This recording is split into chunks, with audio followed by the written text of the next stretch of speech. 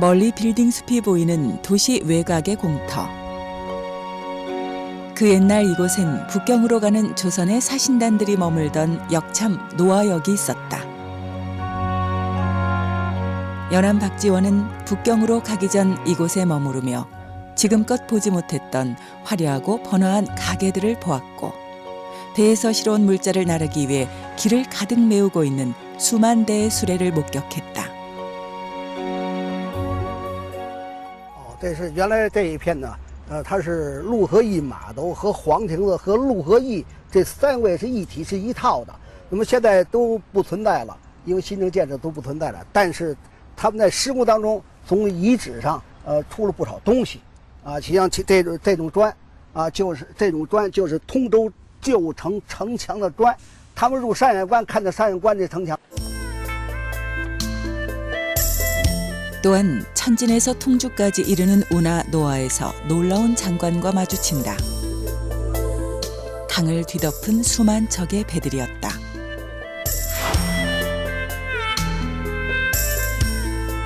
넓고도 맑은 강에 늘어선 배들의 형상이 만리장성에 견줄만하다.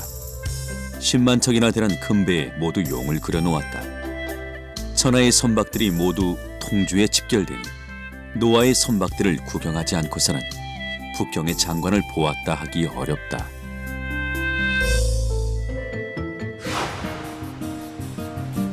통주에서 3km쯤 떨어진 곳에 위치한 영통교.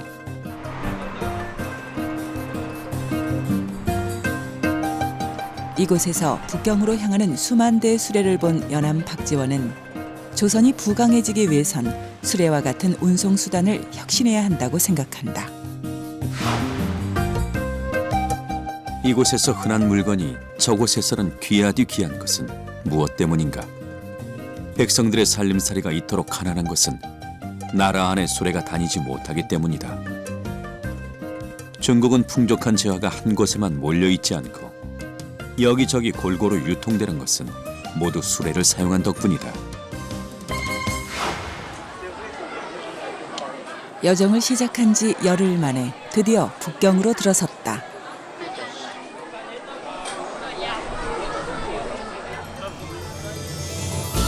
북경의 상징이자 중국의 상징인 자금성. 명청왕조 500여 년간 중국 대륙을 통치한 24명의 황제들이 머물던 거처다.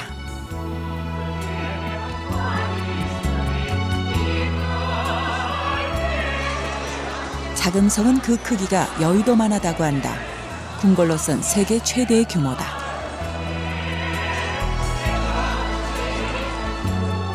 그 안에 자리한 궁전과 누각 등 건물만 800여 채. 방의 수만 해도 9,000개 가까이 된다. 궁전과 누각의 지붕에는 모두 눈부신 황금색 유리기와를 얹었다. 황금색은 황제를 상징한다. 당시로선 귀했던 유리로 만든 기와 역시 민간에선 쓸 수 없었고 황성이나 황제 묘에만 사용됐던 것이다. 그 옛날 이렇게 어마어마한 궁전을 어떻게 지었을까? 명나라 초기에 지어진 자금성은 완공까지 무려 14년, 20만 명의 인원이 동원된 대역사였다. 황제의 사적인 공간인 내전으로 들어서던 길. 화려하게 단장된 담장이 눈길을 끈다. 유리 조각들을 이어 9마리 용을 부조해 놓았는데 그 모습이 살아 움직일 듯 아주 정교하다.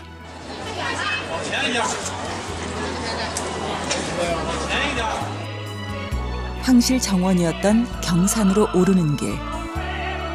오래된 회나무 한 그루가 서 있다.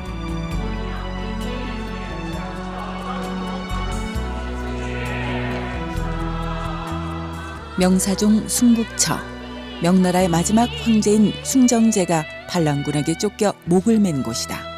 이후 청나라는 반란군을 진압하며 자금성에 입성한다.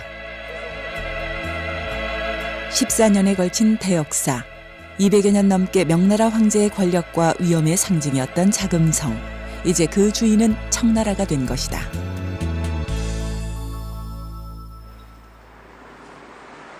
다음 날 북경 천안문 광장 일대에 있는 한 번화한 거리를 찾았다.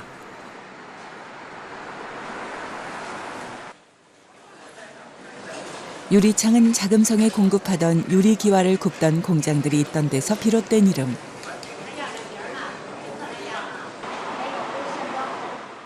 우리나라의 인사동과 같은 곳으로 옛 그림이나 글씨, 골동품들을 구경할 수 있는데 특히 지필목 등 청나라 때부터 이어온 문방 사우들이 유명하다.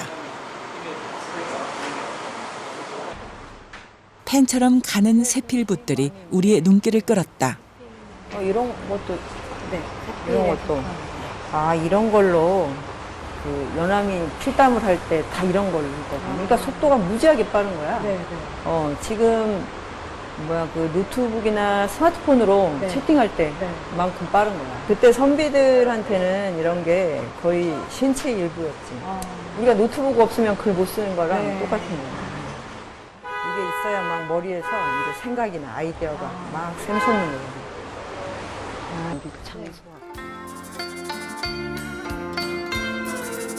북경에 도착한 연암 박지원은 가장 먼저 이곳을 찾았다.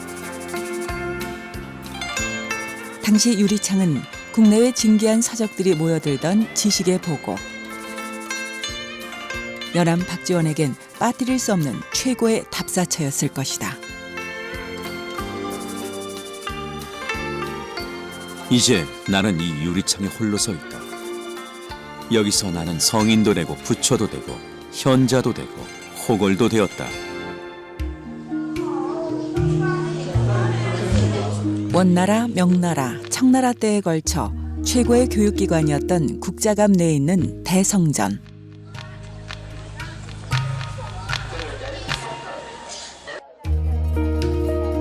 만세 사표로 칭송받는 문성왕 공자의 위패를 모시고 제사를 지내는 사당이다.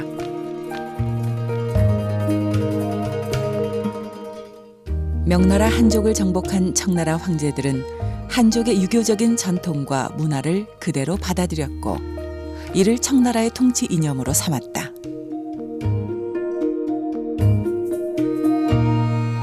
顺治皇帝时期他就开始了，所以他对待这个汉儒文化呢，没有说把自己封闭起来，满族的一定怎么样，一定怎么先进，怎么优秀，他而是呢承认自己落后。那么你的先进，汉儒文化先进，我就要把你的拿过来。所以他在入主中原之后呢，他基本上确立了是以汉儒文化为统治哲学的这么一个政体。